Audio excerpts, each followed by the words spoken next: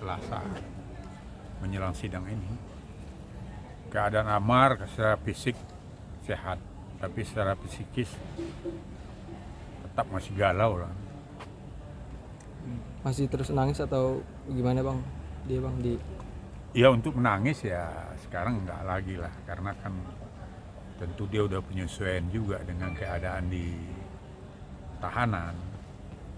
Apalagi sekarang dia kan lebih banyak lari ke agama, sholatnya nggak tinggal, baca Al-Quran, berzikir, kemudian tahajud juga, dan puasa Senin Kemis juga.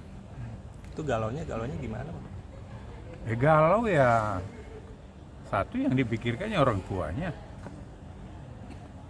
dalam keadaan sakit yang masih memprihatinkan juga.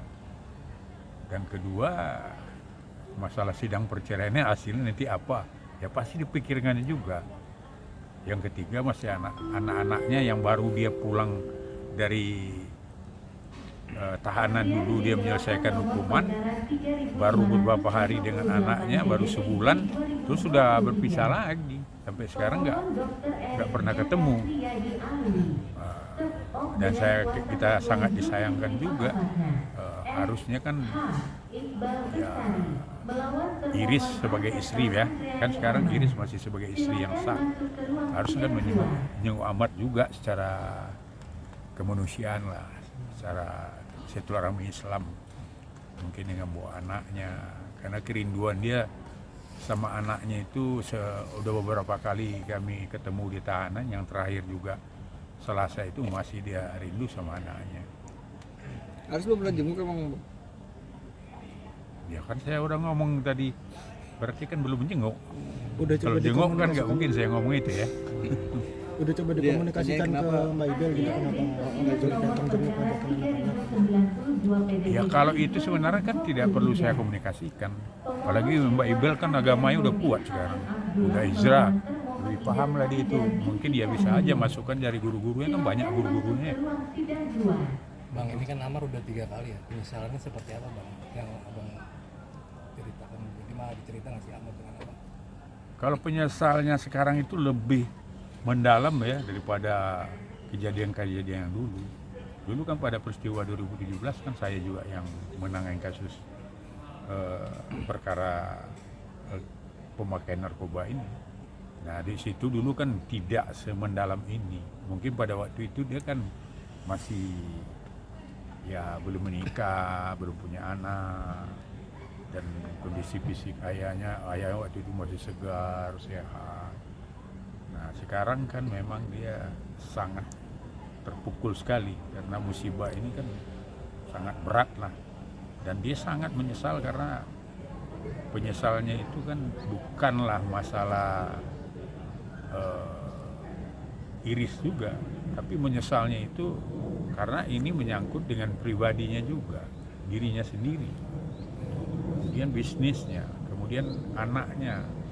Ya bagaimana lah rindunya seorang ayah kepada anak, apalagi anaknya kecil-kecil yang sangat membutuhkan dia. Ada yang umur 2 tahun, ada yang 3 tahun atau 4 tahun ya. Jadi ini sangat membutuhkan kasih sayang dari bapaknya, harus sempurna bapaknya dengan ibunya. Pengajuan rehab gimana? Hah? Pengajuan rehab gimana? Pengajuan rehab kan lagi berproses, belum ada jawaban dikabulkan apa tidak. Ya tentu sekarang ini nggak seperti dulu ya. Ini kan yang udah ketiga kalinya, tentu pertimbangannya akan ketat, prosesnya akan teliti betul. Karena apa? Kejadian yang 3 kali ini juga kan ada yang sangat kita sayangkan juga. Karena apa? Ini kan juga keteledoran BNN juga. Karena BNN harusnya orang ya, namanya seperti orang operasi. Orang operasi itu kan begitu selesai operasi kan tidak bisa dilepas begitu aja. Itu kan harusnya dia harus ya minimal kalau orang sakit itu ya harus Masih minum berobat obat. jalan dulu ke klinik dokternya. Nah ini kan juga saya udah himbau juga nih melalui media juga, harusnya BNN supaya orang-orang ini betul sembuh, selesai rehabilitasi ya diwajibkan melapor selalu ke kliniknya BNN supaya dia orangnya tetap diawasi. Kalau enggak, ini kan akan jadi korban-korban lagi nantinya. Ya bergaul lagi dengan lingkungan itu. Apalagi kan dalam narkoba ini kan banyak cepu-cepu juga. Agen itu kan belum tentu juga. Agen itu kadang-kadang merangkap cepu juga. Dia jual ke seseorang, nanti dia juga yang melaporkan ke polisi. Oh gitu. Bang, tapi dari segi ekonomi berarti Ahmad Joni sekarang terpuruk nggak sih? Aset-asetnya banyak. Ya pastilah, kalau terpuruk secara ekonomi, secara logika pastilah. Tapi tidak juga. Jadi sebenarnya gini, saya ya ini kadang kekuasaan Tuhan juga ya. Saya menangani Amar ini, dia dalam tahanan ternyata rezekinya ada juga. Ada orang, dia tidak diperhatikan oleh keluarga, istrinya. Ternyata banyak orang simpati juga yang datang membantu dia, membantu biayanya di dalam, membantu makanan, malah mengasihkan baju. Itu fine-nya. Itu melalui saya, dia pertama nelpon saya. Pak John memang kuasa hukumnya. Betul, saya bilang, saya kuasa hukumnya. Pak John, kami ini fan-nya, ingin membantu Amar, baik moral dan material. Ya, saya bilang kalau masalah membantu itu kan bukan urusan dengan pengacara. Lebih bagus langsung aja, saya bilang. Nah, ternyata saya hubungkan, ngomong sama Amar pada waktu saya nengok tahanan berhubungan. Ya ternyata Amar dibantu baik moral dan material. Tapi sejauh ini teman sama artis ada yang bantu gak? Bantu. Siapa itu? Itu Christopher Dian ya, kalau nggak salah. Siapa? Christopher apa namanya itu? Christian ya, Christian. Christian yang dulu sama main film di apa sama dia? Christian Sugiono. Hah? Yang main dia sama main film Manusia Harimau nggak salah. Yang agak hitam manis ya. Itu sering. Jadi sebenarnya ya sebanyak yang meninggalkan dia, ada juga yang kawan-kawan setia dan fan-fan dia yang menjenguk dia. Malah ada, saya tidak sebutkan nama,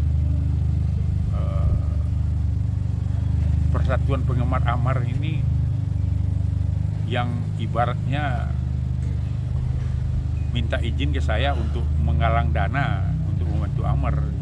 Ya cuma saya bilang ini kan tidaklah porsi saya kan cuma PH. Kalau itu porsinya, kalau Anda mau membantu ya silakan aja ke Amar langsung. Karena kan Amar walaupun di tahanan kan tetap aja diberi kesempatan untuk menerima tamu. Kan ada jam bertamu itu kan ada dalam seminggu 2 kali.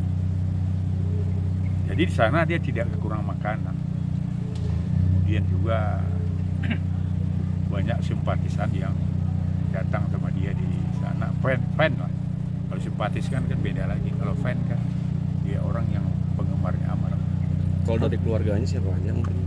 Keluarganya udah semua nengok, terkecuali bapaknya, karena bapaknya sakit. Bang, emang masih suka ini masih kecanduan tuh nyari ini? Kan kemarin juga kena lagi, mungkin sekarang pasti tahanan nyari barangnya lagi tuh, dan badannya nggak enak itu. Ya itu yang kita minta. Kalau itu nggak mungkin lah, pengawasan kepolisian itu kan ketat. Nggak semua itu kan mana mungkin lagi kalau di tengah kepolisian tiba-tiba nanti ada lagi barang itu, ya itu nggak masuk akal lah. Dan itulah kita minta kenapa direhab, karena ibaratnya penyakit benar-benar sembuh lah gitu. Tapi artinya masih suka sakau gitu ya Bang? Ada keluhan gitu masih dari Enggak ada. Cuma kan kita antisipasi. Permohonan rehab kan itu. Rehab namanya kan permohonan TAT namanya. Asesmen TAT. Jadi nanti ada asesmen, itu TAT itu kan namanya artinya tim asesmen terpadu. Di situ kan ada dokternya, ada bagian hukumnya, kepolisian, kejaksaan, ya kan, ada dari Menteri Kesehatan. Jadi nanti itu yang bersidang menentukan bagaimana Amar nih kadar kecanduannya sampai di mana. banyaklah yang diteliti di situ, dan hasilnya nanti apakah kalau berhasil ya berarti dia harus direhab. Rehab itu kan dalam rangka berobat. Ini sekarang kan Amar ini bukan penjahat, dia kan sakit. Orang sakit kan harus diobati. Oke. Oke. Siap. Makasih bang. Siap, Bang Jan.